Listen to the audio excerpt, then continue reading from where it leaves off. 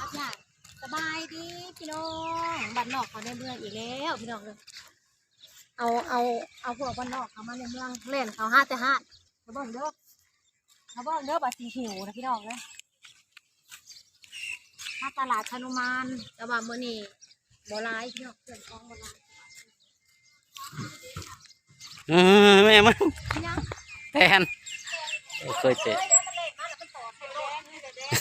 มันมากเสือแดงเนาะใช่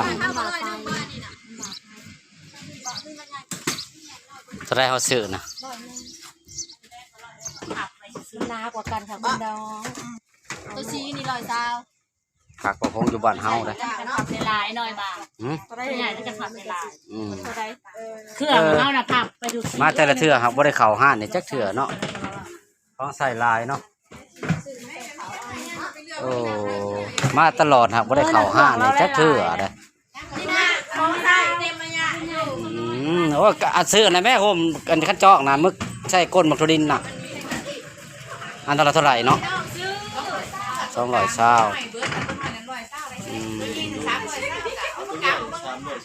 เอาเด้อไฟจากได้เด้อไฟมาจากห้อนนะ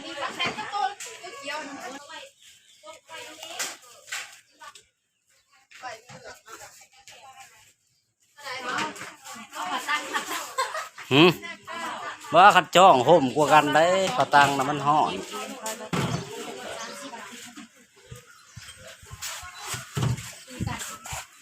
แม่เจ้าบ่าววันนี้ปรับเสื้อผ้านะ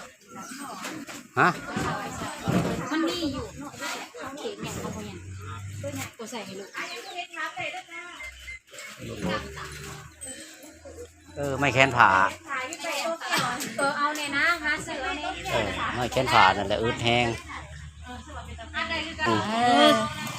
ให้เบิ่งดูฉันจะเอากระเป๋าเจ้าก็ได้สันกำลังโปรโมททงอยู่แม่เขาก็จังบ่ได้ขายเจ้าฟ้าบ่เจ็บบ่าทงอันนี้ห้องฟ้าอยากเจ็บบ่าไปมาก็เลย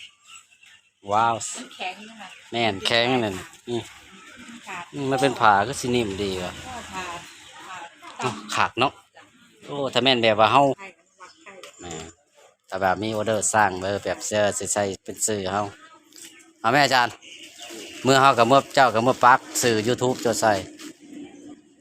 สื่อเจ้าฮะ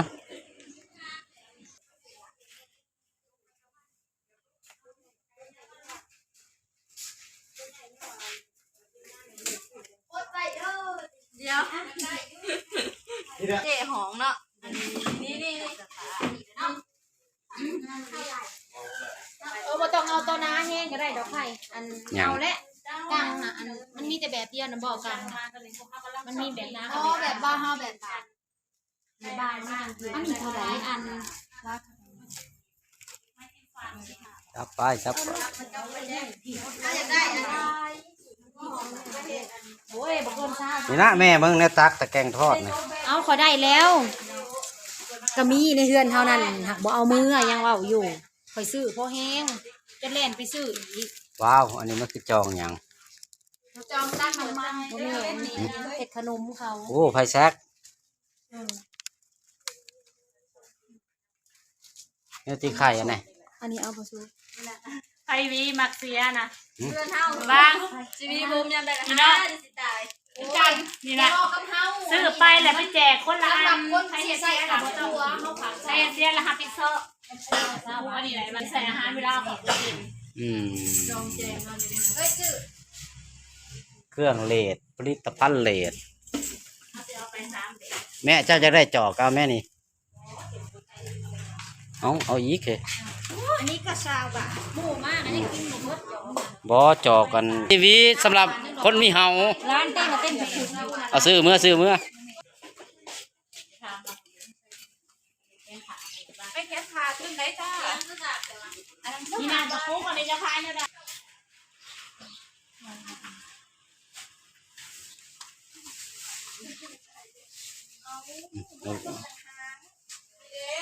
ป้าเอากาวมันหาซื้อเอากาวกระสร้างมันบ่มีนำกันบ่กระโบเลยเฮ้ยยังใส่พี่ผ่านมาใส่ทานไหม เข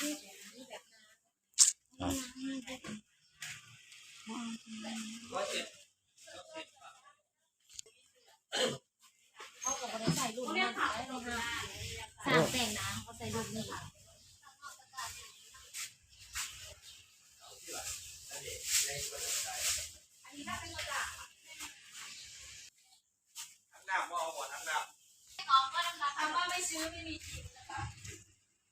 ว่าว่าสิบ่ซื้อได้นี่เดี๋ยวหาบ่เห็นจงเลยจะมาเลยท่านบ่ซื้อจักสิซ้ำได้ถ้าบ่ได้ตายคลิปซ้ำมาแล้ว เพิ่นบ่ได้รักค่ะเพิ่นบอก อันนี้นะ หาว่า อันนี้น่ะแนวติดบ่ ติดกาวค่ะเป็นกาวติดคน ติดคนตานี่แม่นบ่ พูด ยัง ไป ไงยังไงเนี่ย ฮะเอ้ยวันละตัดผมมาเล็กน้อยแล้วอึดหวีกระดอก เห็นบ่ บ่เอาซะ อันนั้นนำคิดร่วมกันอยู่ แมน 213 210บาทจ้า ขนาดเขาเอายัง210 บาท สองค่ะเลือกเบิ่งค่ะนี่ราคาอยู่ข้างเตาจ้า อันนี้ก็10 บาทบ้านเขายัง10 บาทเด้อสิไปเน้นมันแพงกว่าบ้านเราซื้อเอา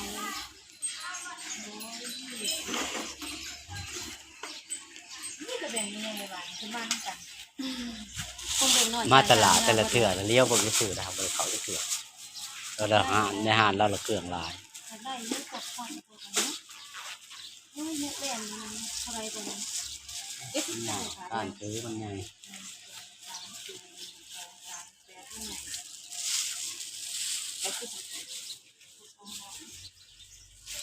บ่ลง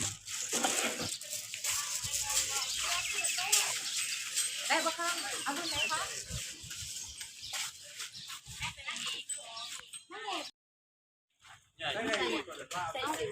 อันนี้สิเหมาะกับอัน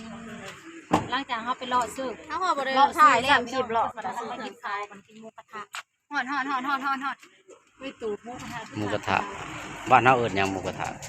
กับหมูกระทะบ้านเขาเอิ้นหมูกระทะบ้านเขาจะเอิ้นเนื้อย่างบ่ หมูหมอข้าง หมูหมอคางอย่างผู้ได้พาบ่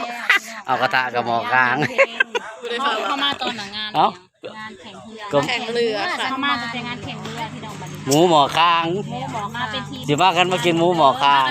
ผู้ได้พาบ่ นำทีมโดยสารนักร้องพี่น้องซุปนีนะคะพี่น้องเดินมาสบาย ขับแบบมานะวันนี้พี่น้องแพ้สีแดงไว้ก่อนวันนี้เราก็ใส่ อันนี้เบอร์เอ็มเบิร์ดแมวบ่ มาเขาสิพากันลิ้นชมการก่อนหมู่แท้ลิ้นชมกัน10 ลายตาสิเบิดเงินไว้สิลิ้นชมกันอัสพี่น้องหลังจากขึ้นไปท่าแล้วเขาก็ไปรอตลาดตอนรอตลาดเขาไปถ่ายพี่น้องตลาดกับตลาดห้างเขาจะเก็บเบิดสิซื้อของเอาใส่เขาก็อยากกินหมูกระทะเขาก็โซ่คือกันตอนนี้เขาเริ่มลองเสือใหม่จ้าน่าจะลิ้นสงการก่อนกำหนด แล้วเราก็จะไปเอาน้ำมาเท เป็นยังไงพี่น้องงามไป